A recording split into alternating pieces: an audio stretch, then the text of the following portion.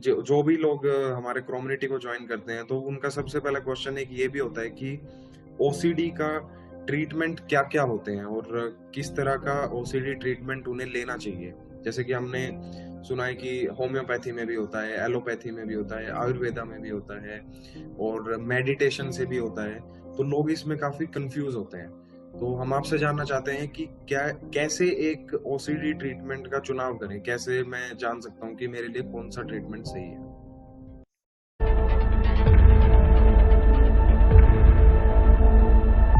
Very nice to meet you mister Wankul. देखिए वांकुल जी, खत्री जी, आपने बहुत अच्छा क्वेश्चन पूछा है। सबसे पहले तो I would like to take this opportunity, community का प्लेटफॉर्म यूज करके ये एक अपॉर्चुनिटी मुझे मिली है ये बताने के लिए पब्लिक को कि ओसीडी या किसी भी तरह के साइकेट्रिक इलनेसेस के लिए प्लीज होम्योपैथी या आयुर्वेदिक इलाज मत कीजिए, क्योंकि होम्योपैथी या आयुर्वेदिक इलाज नहीं है किसी भी तरह के साइकेट्रिक इलनेस के लिए।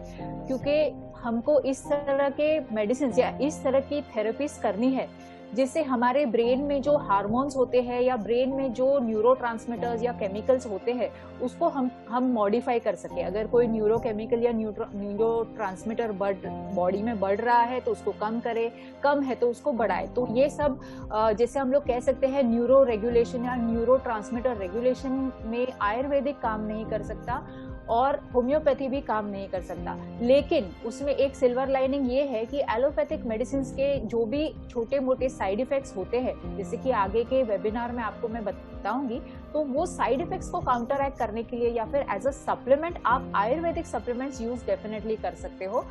होम्योपैथी का असर साइकेट्री में क्या है ये अभी तक साइंटिफिक रिसर्च से प्रूव नहीं हुआ है। So I would like to say that there is no treatment in homeopathy for any kind of psychiatric illnesses. Coming back to your question, आपने ये क्वेश्चन पूछा है कि ओसीडी के लिए कौन से ट्रीटमेंट्स अवेलेबल है। देखिए, जैसे मैं मॉडर्न मेडिसिन प्रैक्टिस करती हूँ, मैं एलोपैथिक डॉक्टर हूँ, पिछले 17+ ईयर्स से मुंबई में मेरी प्राइवेट प्रैक्टिस है और मैंने बहुत सारे ओसीडी के ऐसे पेशेंट्स को केयर किया है। तो ओसीडी के मेन स्टे जो है वो 2 तरह की इंपॉर्टेंट ट्रीटमेंट्स है, एक है साइकोथेरेपी और दूसरा है मेडिकेशन। अभी ये कई बार क्या होता है कि पेशेंट्स को डर लगता है कि हम लोग को ओसीडी का हमको दवाई नहीं चाहिए, हम लोग को सिर्फ साइकोथेरेपी या हम लोग को सिर्फ किसी तरह का हिप्नोटिज्म या ऐसे कोई ऑल्टरनेट थेरेपी से करना है। लेकिन मेरी ये गुजारिश है सभी से कि प्लीज ये साइकोथेरेपी और मेडिकेशन इसको अगर हम साथ में कंबाइन करते हैं एंड स्पेशली अगर किसी भी तरह के साइकेट्रिक इलनेस को हम लोग अर्ली डायग्नोज करते हैं और ये दोनों थेरेपीज को कंबाइन करते हैं तो बहुत अच्छे और बहुत फास्ट, सरप्राइजिंगली फास्ट रिजल्ट्स मिलते हैं। हम लोग ओसीडी के पेशेंट्स में अप टू ऑलमोस्ट 6 ईयर की भी मेरे पास पेशेंट है, 6 इयर्स की पेशेंट है, 8 इयर्स की पेशेंट है जिनको ओसीडी है और उन्होंने सक्सेसफुली ट्रीटमेंट को कंप्लीट किया है।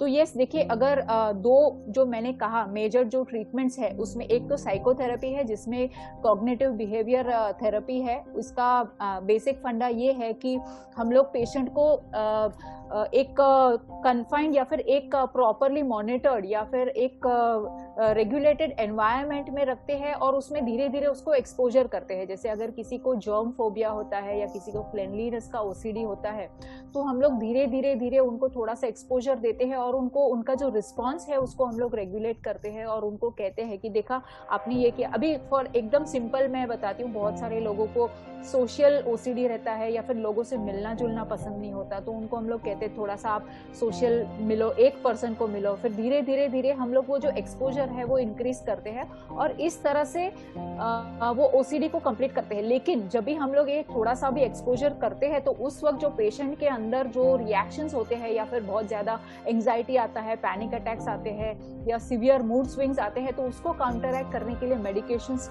जरूर दिया ही जाता है। तो यस, अभी मैं आपको एक न्यूअर कुछ ट्रीटमेंट्स भी है ओसीडी के, वो बता देती हूँ। एक तो मैंने कहा जैसे कि साइकोथेरेपी है, secondly medications which is a very important part of treatment of OCD. Third is deep brain stimulation, ये एक्चुअली अभी बहुत ज्यादा हाइप में आया है। मुंबई में कोकिलाबेन धीरूभाई अंबानी हॉस्पिटल में इसको ट्राई भी किया है, और अभी रिसेंटली इलॉन मस्क ने न्यूरालिंक एक डिवाइस स्टार्ट किया है, जिसमें इसका बेसिक फंडा ये रहता है कि ब्रेन के कुछ एरिया जहाँ से बहुत ज्यादा हाइपर एक्टिविटी होती है, जिसकी वजह से ओसीडी के थॉट्स आते हैं, तो वहाँ पे छोटे छोटे माइन्यूट इलेक्ट्रोड्स लगाए जाते हैं, and those electrodes are connected to a small remote kind of a device, और वो डिवाइस हम लोग रेगुलेट कर सकते हैं, जैसे पंखे का रेगुलेटर होता है, तो उस हिसाब से हम लोग उसको डिवाइस को रेगुलेट कर सकते हैं और ब्रेन के रिस्पॉन्सेज को रेगुलेट कर सकते हैं। आई नो बहुत ज्यादा साइंस फिक्शन जैसा लगता है, लेकिन ये बहुत ज्यादा इफेक्टिव है। Specially it is successfully used in Parkinson's disease, and अभी तक ये ओसीडी के पेशेंट्स के लिए भी बहुत ज्यादा इफेक्टिव है। कई ऐसे पेशेंट्स है ओसीडी के जिनको सुसाइडल टेंडेंसीज है, तो वो सुसाइडल टेंडेंसीज जो है वो हम लोग डीप ब्रेन स्टिमुलेशन से ठीक कर सकते हैं।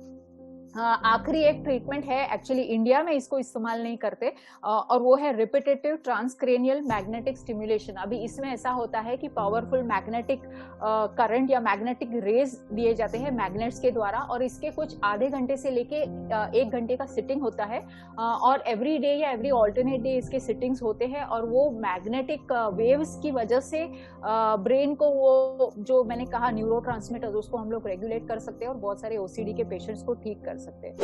तो yes, I hope you got your answer. Thank you.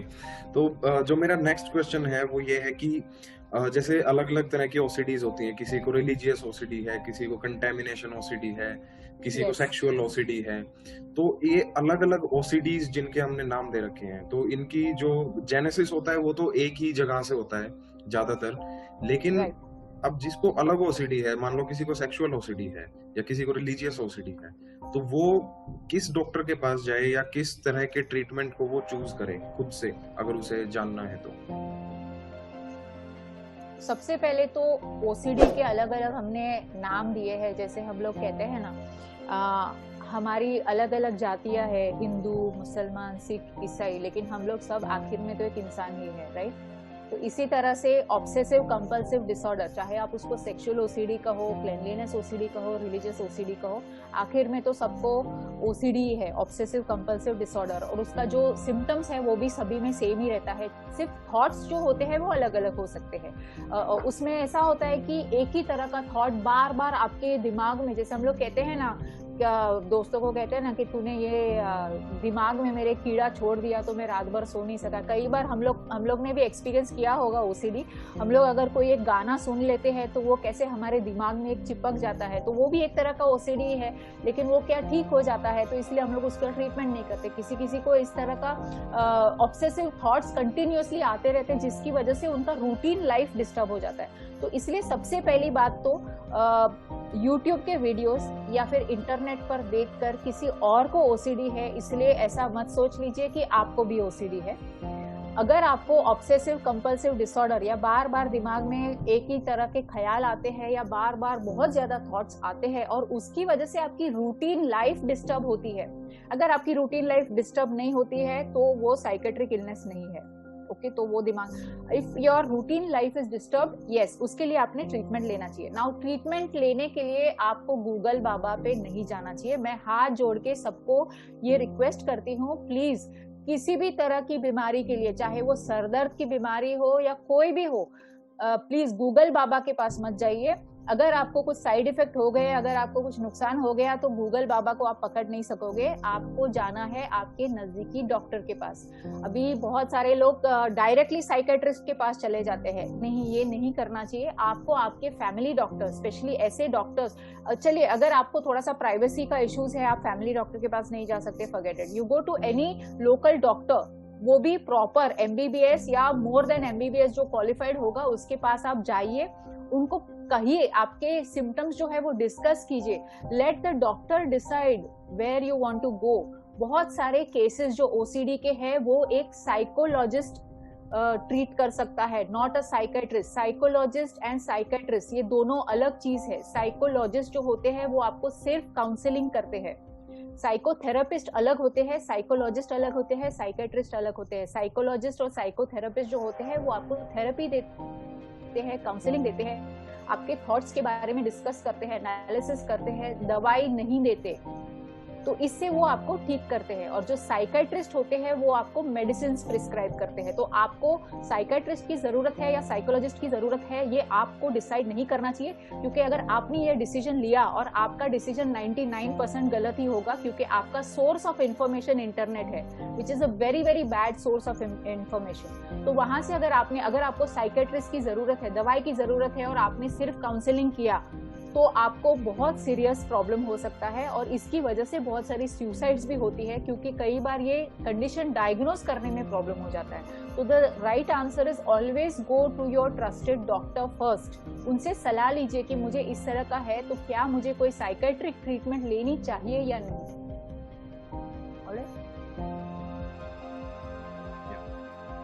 मेरा नेक्स्ट क्वेश्चन है कि किस तरह की जो मेडिसिन होती हैं वो एक साइकाइट्रिस्ट के द्वारा या साइकोलॉजिस्ट के द्वारा दी जाती हैं।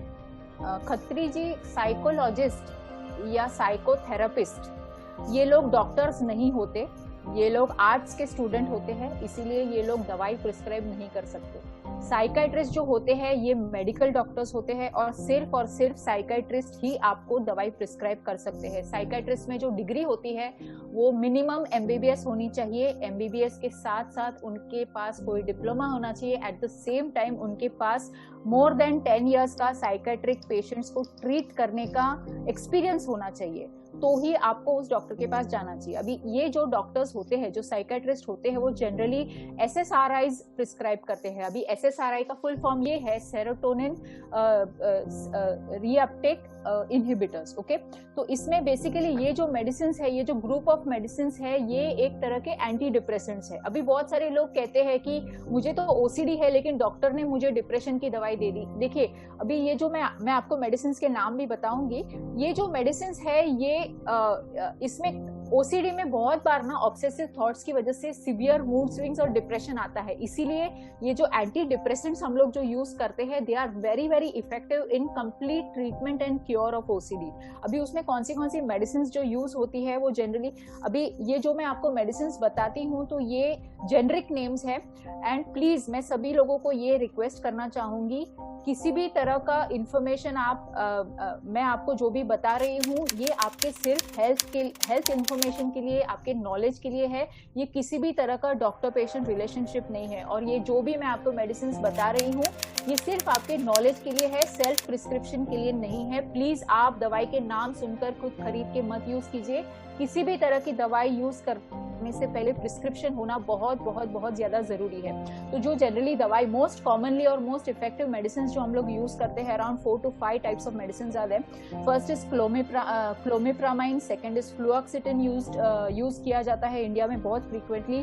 फ्लूवॉक्सामाइन यूज किया जाता है। अभी फ्लूवॉक्सामाइन और क्लोमिप्रामाइन जो है वो जनरली हम लोग छोटे बच्चों में भी यूज करते हैं और कंपैरेटिवली काफी सेफ माना जाता है। पैरोक्सिटिन जो है ये एक तरह की ऐसी दवाई है जो सिर्फ हम लोग एडल्ट्स में ही यूज करते हैं, छोटे बच्चों में इस्तेमाल की नहीं जाती। और सबसे कॉमन मेडिसिन और सबसे सस्ती मेडिसिन जो है इसमें, और वो है सर्ट्रेलिन। सर्ट्रेलिन बहुत कॉमनली यूज की जाती है। Generally it is used in combination with clonazepam और अदर एंटीसाइकोटिक मेडिसिन और एनी अदर बेंजोडाइजेपिन्स के साथ। तो इस तरह की मेडिसिन यूज की जाती है। एक मैं छोटी सी बात आपको बताना चाहूंगी, जनरली कोई भी डॉक्टर आपको जब भी मेडिसिन प्रिस्क्राइब करता है, अभी क्या होता है कि अगर एक ओसीडी का पेशेंट होता है तो वो पढ़ता है ऑनलाइन या फिर यूट्यूब पर देखता है कि इसको डॉक्टर ने ये दवाई लिख के दे दी तो मुझे क्यों अलग दवाई दी, मुझे भी यही, और वो जाके डॉक्टर के साथ झगड़ा करते हैं कि आपने तो जनरली तो देखा मैंने यूट्यूब पे ये डॉक्टर ने इसको ये दवाई दी, आपने मुझे दूसरी दवाई क्यों दी। तो जब हम पेशेंट को, किसी भी पेशेंट को, मेरे पास जनरली जो पेशेंट्स आते हैं वो ऑनलाइन कंसल्टेशन के द्वारा भी आते हैं और मेरे क्लिनिक पर भी आते हैं, तो उनकी डिटेल्ड पहले तो हिस्ट्री ली जाती है और उनके हिसाब से या उनको टेलर मेड करके हम लोग मेडिसिन प्रिस्क्राइब करते हैं। तो उसमें हम लोग जनरली डिसाइड करते हैं, अगर कोई पुराना केस होता है तो उसमें हम लोग मोर देन 1 मेडिसिन यूज करते हैं। अगर जल्दी उसका डायग्नोस हो जाता है तो सिर्फ एक मेडिसिन से काम हो जाता है। पेशेंट को साइड इफेक्ट्स क्या क्या होने वाले हैं दवाई के, ये हम लोग कंसिडर करना बहुत ज़्यादा ज़रूरी है, ये डॉक्टर ऑलवेज कंसिडर करता है। इसीलिए मैं जनरली मेरे पेशेंट्स को कहती हूँ कि आपका पूरा रिपोर्ट्स आप कराइए, लिवर फंक्शन टेस्ट कराइए कि आपको कोई लिवर का प्रॉब्लम है, B12 की डेफिशिएंसी है, D3 की डेफिशिएंसी है, बॉडी में प्रोटीन कम है, तो ये सब चीज़ें जानना बहुत ज़रूरी है। वेरी वेरी इंपॉर्टेंट और बहुत ज़्यादा ज़रूरी, I think you all should emphasise this, specially community ने ये एक पार्ट एम्फसाइज करना चाहिए। सुसाइड रिस्क, ओसीडी के पेशेंट्स में बहुत हाई सुसाइड का रिस्क होता है, उस हिसाब से हम लोग मेडिसिन देते हैं। अगर पेशेंट बहुत ही ज़्यादा आगे निकल चुका है ओसीडी में, तो उसमें सुसाइड का रिस्क बहुत ज़्यादा होता है। तो ऐसे में हम लोग साइकोथेरेपी के साथ, मेडिसिन के साथ हम लोग पेशेंट को कुछ दिनों के लिए हॉस्पिटल में भी एडमिट करते हैं, 5 से 7 दिन के लिए, just to keep the patient under observation. Secondly, बहुत सारे बॉडी बिल्डर्स होते हैं और आजकल क्या होता है, जिम में जाते हैं तो प्रोटीन सप्लीमेंट्स और ये सब सप्लीमेंट्स लेते हैं, और कोरोना के टाइम में तो सब लोग सभी तरह के सप्लीमेंट्स ले रहे हैं, सभी यूट्यूब पे देखकर ये सप्लीमेंट वो सप्लीमेंट। लेकिन आपको ये जानकर हैरानी होगी कि जो भी हर्बल सप्लीमेंट्स आप लेते हो वो भी साइकेट्रिक मेडिसिन के साथ इंटरेक्ट कर सकता है। अभी आपको उसके हिसाब से दवाई प्रिस्क्राइब की जाती है। मैं ऐसा नहीं कहती हूँ कि सभी साइकेट्रिक मेडिसिन, सभी ओसीडी की दवाई के साथ हर्बल मेडिसिन या आयुर्वेदिक मेडिसिन नहीं चलती, नहीं, कुछ के साथ चलती है, कुछ के साथ नहीं चलती, लेकिन ये डॉक्टर डिसाइड करता है।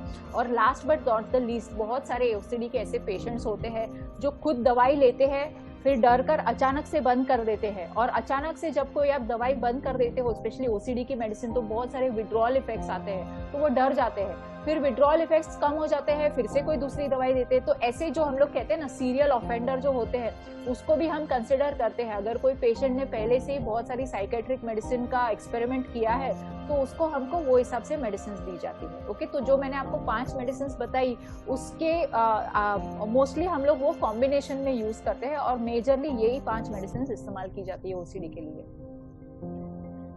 जैसे आपने ये 5 मेडिसिन के बारे में बताया, और कुछ हद तक आपने इनका ये भी बता दिया कि इसके साथ क्या नहीं करना चाहिए, जैसे कि सप्लीमेंट अगर कुछ लेते हैं लोग तो उन्हें नहीं लेनी चाहिए। फिर भी हम एक बार ये जानना चाहते हैं थोड़ा और डिटेल में कि जो एक जनरल, जो आपके पास ओसीडी पेशेंट्स आते होंगे, तो इन तरह की जो मेडिसिन आप देते हो या कोई भी डॉक्टर प्रिस्क्राइब करता है, तो इसका एक जनरल जो आम तौर पर देखा जाता है वो साइड इफेक्ट क्या है और उससे डील कैसे किया जाए?